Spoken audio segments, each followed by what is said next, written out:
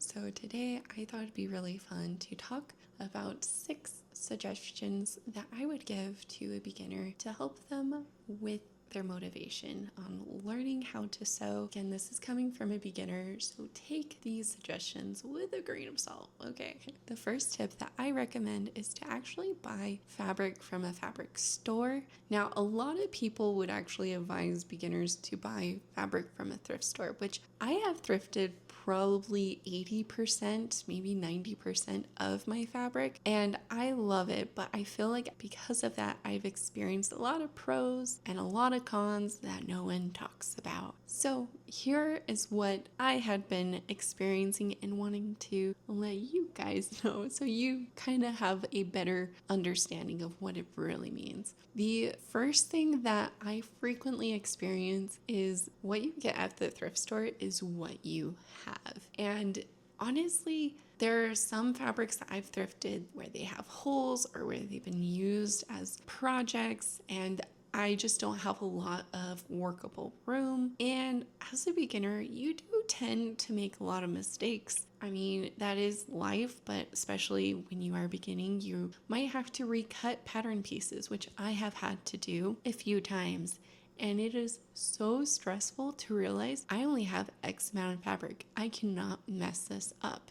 Like, do you see the path of potential stress that it might cause with having limited amount of fabric versus when you go to a fabric store? Granted, they might be harder to find, especially now that the big one is closing down. But when you do go to a fabric store, you can always say like, oh, if I make a mistake, I will just swing by this fabric store again and buy another yard or two. Or even if you buy it online, you bookmark the fabric and then you'd be like, okay, I'll come back to it if I need more. I feel like it's so much easier to cut into newer fabric for me because of that stress-free way of thinking of like, oh, if I make a mistake, I can just get more. Versus if I mess up, I am screwed. I have no way to do it. And granted, I do love patchwork. I feel like when I do work on a particular project, if I don't envision patchwork, I'm going to like get inside my head and be like, this is trash. This looks like a makeshift job. Like I clearly ran out of fabric. It doesn't look good. The next thing that I often run into was not knowing what type of fabric I would be getting at the thrift store and just trying to go on a scavenger hunt, whether trying to test the tensions, the needles, the stitch lengths, what would be good if your test fabric is causing a puckering. It's just going to cause a bunch more headache and it's going to take forever. Like I have worked on tension issues. I mean, it took me days to figure out one tension, but it does take me a long time to figure out the perfect sweet spot for each fabric of tension. It's just a lot more work than if I go to a regular fabric store. I get, oh, okay, this is quilted cotton. I know exactly what tension it needs and what type of thread. I have a better understanding there. And also, if you do really like the sheet that you got and you love the drape and you want more of it and you want to buy it online, and then you go and you're like, crap, what type of fabric is this? There's no tag. Some people do cut off tags. Or if there is a tag, it's like, okay, it's a cotton, like that's 70%, and then it's 20% polyester, and then maybe like 10% like spandex, I guess. Like what kind of fabric would that be? Like I don't know what it would be registered online, or I don't know even in the big wig stores. Like that's why I would suggest buying retail. However, retail's not a complete win-win situation. There's also cons there too, like their fabric could be more expensive than you're willing to spend. Again, this is totally on you. You just have to figure out if you have a ton of fabric and you are finding yourself not cutting into them for various sewing projects, why? And develop that reason and maybe try retail if you're similar to me and see if that helps you go into cutting your projects. The second thing is to take frequent breaks. I feel such a pansy when I am sewing and the next day I am sore. It just feels so weird because you're literally sitting down and doing basically nothing. But when you're a beginner, you are a bit more rigid, and I feel like that's why you get a little bit more sore than usual, it's because you're very, very tense.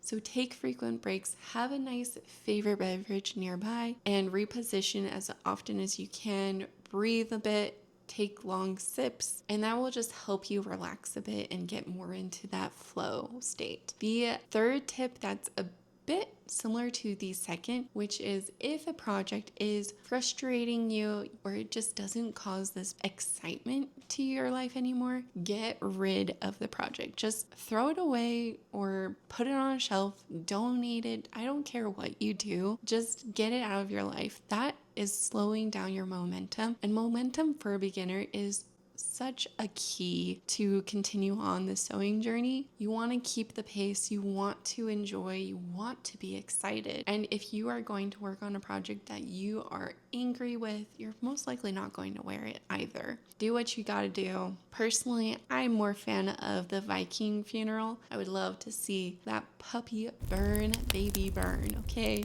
The fourth thing that I would recommend is to actually stop watching YouTube. I adore YouTube. Obviously, I'm making a YouTube video, and I frequently turn to YouTube whenever I have questions or anything with a project. I learn all my sewing tips and hacks from YouTube, but I do find I run into these two situations, which one is I start watching YouTube, to learn how to sew on a bias tape for a neckline, or then I start to the next step that I'm trying to learn is invisible zippers. So maybe I'll watch those two videos, but then somehow an hour goes by and I am completely not watching anything that remotely ties to a project I'm working on. Okay. I've just wasted an hour, sometimes an hour and a half on not doing the project. So the other situation I run into is actually watching a particular dress or technique. A lot of Etsy patterns will have their own videos, so I'll rewatch it over and over again. And I get to the point where I start to overthink everything, and I'm in my own analysis paralysis and I can't do anything. And it's so frustrating because you want to start doing it, you start to visualize that you're going to sew it, but then you chicken out because you're like, but what if this goes wrong? What if I don't do this? What if I forget to do this? Even though you've watched the video hundreds of times. Do yourself a favor. Set yourself a timer with YouTube. Go in very specifically looking up a video. Once your timer beeps, move on to your project because time is money. Momentum is power. Okay, just saying random stuff that a fortune cookie would say. The fifth thing that I would also suggest or bring to your attention is that sewing machines are made to be portable for a reason. I have this cute little area with a sewing desk. It's in our bedroom. I have a video on it of me organizing it and getting super jazzed. I love it. But I found that once I bought my little cabinet and put everything in it, I wasn't really sewing as often as I hoped. Now,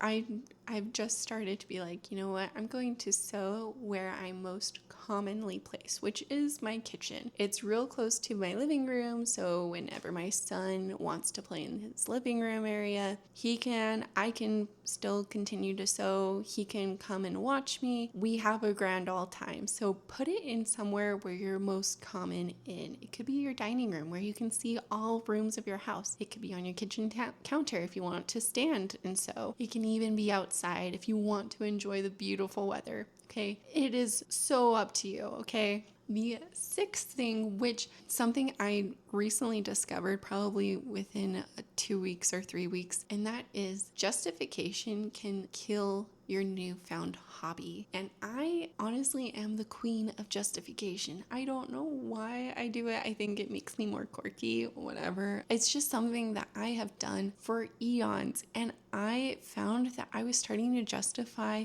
reasons on why I shouldn't sew. For example, I would hear my son do these guttural laughs with his dad, and I'd be up in my little sewing area and be like, you know what? I wish I could be a part of that. I really want to see my husband and son interact because that's adorable. All right. Like there's so many things that you can really justify in doing, or you could even justify not sewing because you don't have a cute little sewing area. Like I mentioned last time, I'm not even sewing in my sewing area. You don't have to have a nice little area to sew. Like truly, if you're trying to wait to sew and it has to be the perfect, environment, the perfect timing, it's never going to happen. If you're trying to justify, like, oh, it'd be great if I had a nice cutting area and then I could just sew all the time. No.